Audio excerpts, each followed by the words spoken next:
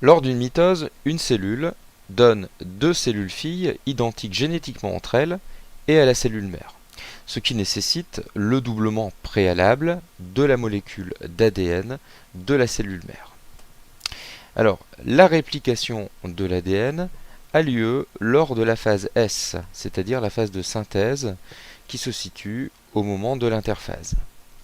Elle est précédée de la phase de la croissance de la cellule, qu'on appelle la phase G1, et cette phase S est suivie de la phase G2, qu'on pourrait aussi qualifier de prémitotique, puisque cette phase G2 va être suivie de la phase de mitose.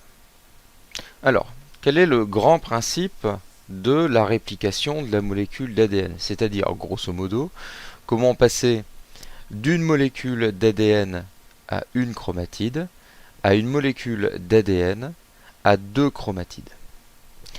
Eh bien, la réplication de la molécule d'ADN est dite semi-conservative, car chacun des deux brins de la molécule d'ADN va servir de matrice, va servir de modèle à la synthèse d'un nouveau brin d'ADN qui est ici représenté en bleu.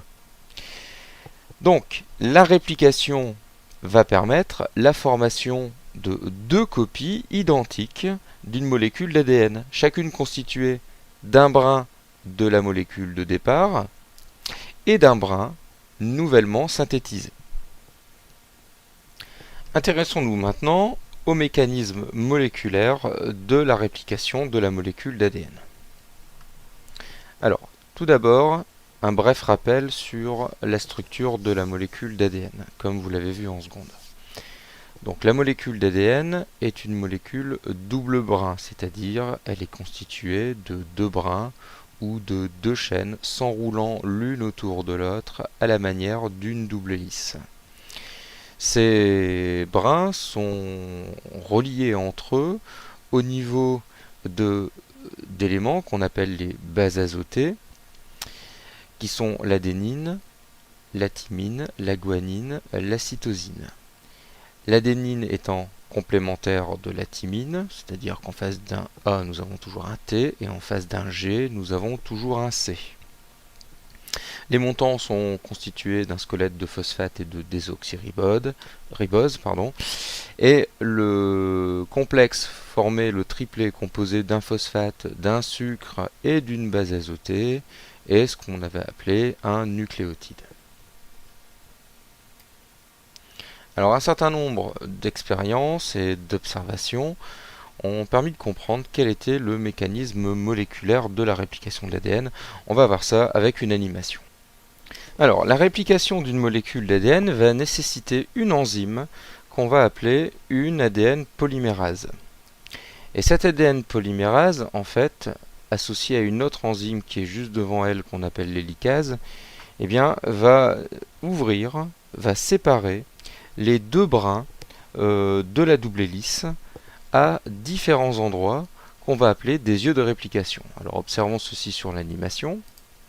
Donc on voit ici l'action de l'hélicase à l'avant qui ouvre la double hélice et l'ADN polymérase qui en arrière va associer des nucléotides libres dans le noyau et va recréer une chaîne complémentaire par le jeu en respectant la complémentarité des bases, c'est-à-dire en associant un T, un A en face, et en associant en face d'un G, un C.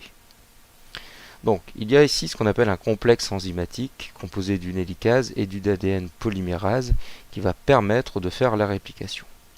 Sur l'autre brin, c'est un petit peu plus compliqué. La réplication se fait dans le sens contraire de l'avancée de l'enzyme. Alors, on voit ici que en microscopie électronique, si ceci représente un brin d'ADN, eh bien on voit ici à deux endroits la molécule d'ADN qui fait comme une ouverture. On appelle ceci un œil de réplication. Et aux extrémités ici sont appelées les fourches de réplication.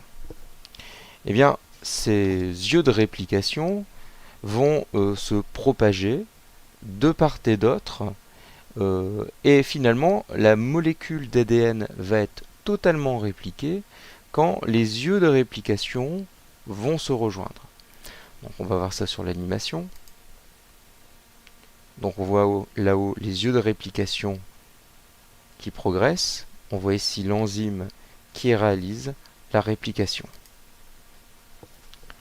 Donc là, la réplication est quasiment terminée ici. Les yeux se sont pratiquement rejoints. On observe ici les brins en cours de synthèse qui sont ici représentés en rouge.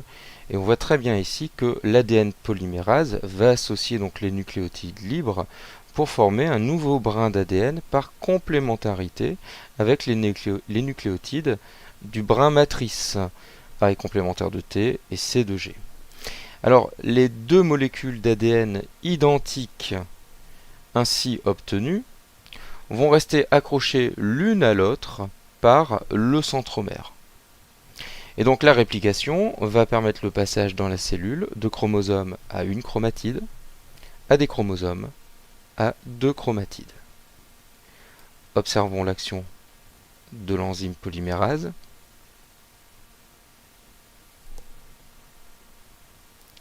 Qui réalise ici la synthèse des brins complémentaires.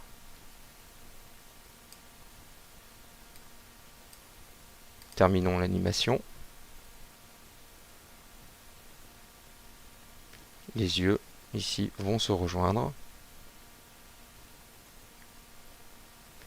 Et la molécule d'ADN ici va être complètement répliquée. Et finalement, il y a juste un endroit où la réplication ne va pas être tout à fait terminée ici dans cet exemple. Eh bien, ça va constituer le centromère, l'endroit où les deux chromatides vont être reliés au niveau de ce chromosome. Donc, en bilan de la réplication, on comprend comment, à partir d'une molécule d'ADN, eh bien, on va pouvoir passer à deux molécules d'ADN identiques à la molécule de départ. Petit schéma final, vraiment celui qu'il faut retenir. Donc, cette enzyme qu'on appelle ADN polymérase, auquel on donne le nom aussi de réplicase, eh bien, va donc permettre le passage d'une molécule d'ADN à deux molécules d'ADN identiques. Lors de la mitose, lors de l'anaphase de mitose, eh bien, chacune de ces molécules d'ADN, qui constituera chacune une chromatide du chromosome, eh bien, va monter vers un pôle différent de la cellule. Et finalement, chaque cellule fille va hériter l'une de ces deux molécules d'ADN, qui, au final, vous le voyez, possèdent bien la même information génétique que la molécule d'ADN de la cellule mère.